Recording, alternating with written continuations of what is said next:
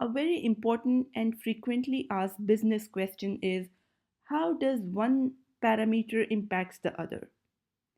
In the context of retail, the executive may want to find out what are the factors which impact sales. For example, what is the impact of holidays or weekends? What's the impact of promotions on sales? What's the impact of customer traffic on sales? And so on and so forth. For example, the chief revenue officer may want to know if the holidays actually boost sales or not. Let's say the CRO is reviewing campaign budgets and they need a clear answer. Do holidays actually boost sales? And is that effect strong and consistent enough across stores to justify further investment? In retail, timing is everything. The CRO is under pressure to allocate promotional spend wisely, and holiday seasons are a key bet. If sales truly spike during holidays and that pattern holds across most stores, it's a green light to invest more. And if not, then that budget could be allocated elsewhere. Now, whenever we have multiple variables in play, the statistical or descriptive formulation that comes into play is correlation. Let's go back to our Rossmann sales dataset and check out first of all how does our holiday information looks like, and then we will find out if holidays actually have an impact on sales or not. To answer this question, we are interested in two parameters. The first one is sales and the second one is state holiday. We see that most of the values over here in state holiday are 0, which shows that there is no state holiday on that specific day. But we also notice that there are some specific types of holidays specified as well. If we look at a filter of the data, we notice that we have exactly three types of holidays, A, B, and C, where A represents a public holiday, B is the Easter holiday, and C represents the Christmas holiday. You can also decide if you want to look at these three kinds of holidays separately, or to begin with, we consider all of them as the same. We need to first do some cleanup. Since we want to consider A, B, and C as the same holiday, we need to replace them with a specific value. So let's replace our A, B, and C with a value of 1. To do this, we can get out of the filter, select state holiday, and then find and replace the values A, B, and C with 1. So we start with first one, go to edit, find, replace. We want to find A and we want to replace it with 1. And we want to do it for all the variables. So in this way, the 1846 instances of public holidays have been replaced with A. We continue by specifying the Easter holidays, the B, with a 1. There were 600 replacements made. And then the C, which is the Christmas holiday, with a 1. And there were 368 replacements. And after this, we will have two values over here, 0 representing no holiday and 1 representing a state holiday. And now we can go to a stats sheet. We can go back to our sales stats and create a new section here for correlation. And now we can specify the relation between the stores, their sales, and the state holidays. Let's start with doing this for all the stores, and then we see, do we need to do this for each store independently? So all stores sales versus holidays. The formulation that we are going to use here is CORREL. So you start by typing equal to and you specify CORREL. CORREL lets you get the correlation between two variables.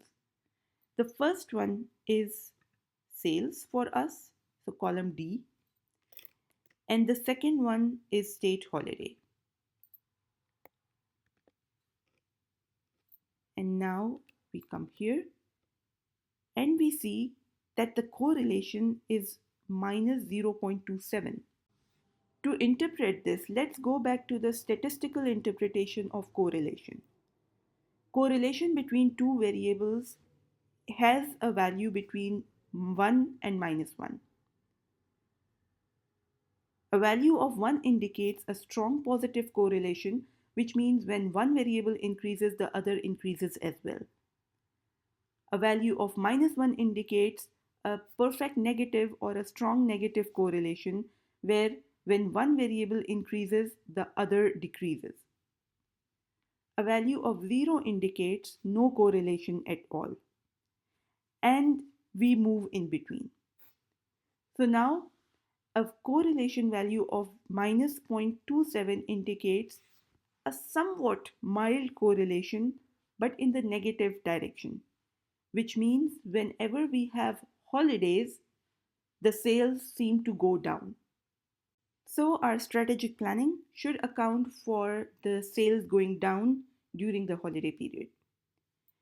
Now, this information in itself is valuable enough, but we can take it to the next level and inform our chief revenue officer how does the holiday impact individual stores. Are there some stores where the impact of holidays is more prominent, and are there stores where it's the opposite?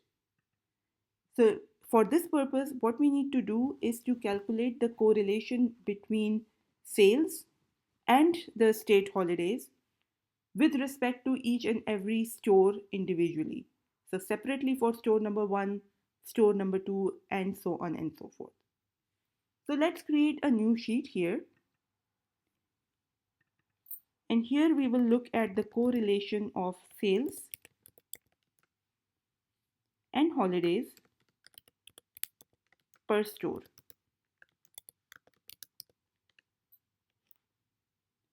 First of all, we need to identify all the store numbers, and we know that we have 100 stores here.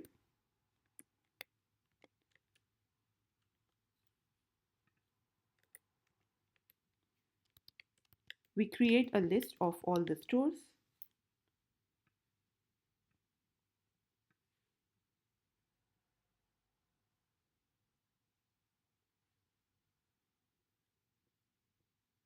So we have 100 stores here. And now we can start typing the formulation for CORREL. But this time we are not going to get the correlation of all the stores. Rather, we will first filter out specific store number and then calculate the correlation. How you do that is as follows. We start by typing equal to, and we need to calculate CORREL. CORREL has two parameters, we know that. The first one is sales, but now not all sales, rather filter out sales. Filter according to what criteria? That comes after a semicolon. The criteria is that whenever the store ID is equal to what we see here. So how we read this? That filter out those rows where the store ID is equal to 1 and give me the sales data for those rows. That becomes the sales part of our correlation function. And now comes the second part. We apply the same filter. Which parameter are we interested in this time? We are interested in the state holiday, but not all state holidays, only those state holidays where our filter applies. Filter means store ID equal to A2.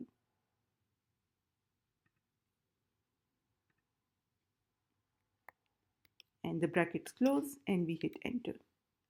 Once again, how we read this, the first part of the correlation function is taking care of filtering the right store number and taking care of the sales part, which is column D. And the second part is filtering the store ID, again store number 1, and giving us the second parameter, which is the state holiday. And now we can copy this formula for the rest of the stores.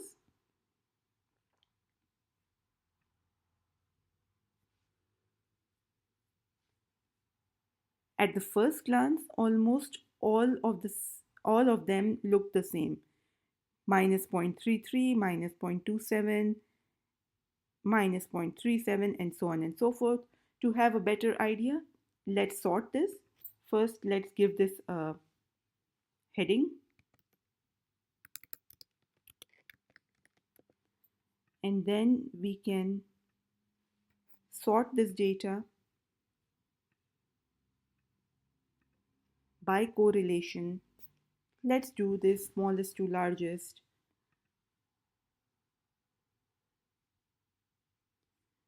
And we see that store number 36 has the strongest negative correlation of minus 0.32. This is still mild, but the strongest amongst our batch. And the highest is minus 0.28, which is store number 85. So in essence, actually the difference is not that much between the highest correlation and the lowest correlation. So we can actually keep it simple and we can specify that almost all stores are mildly negatively correlated with state holidays. And that's how we bridge the gap between raw numbers and real decisions, using data to answer the business questions that matter most.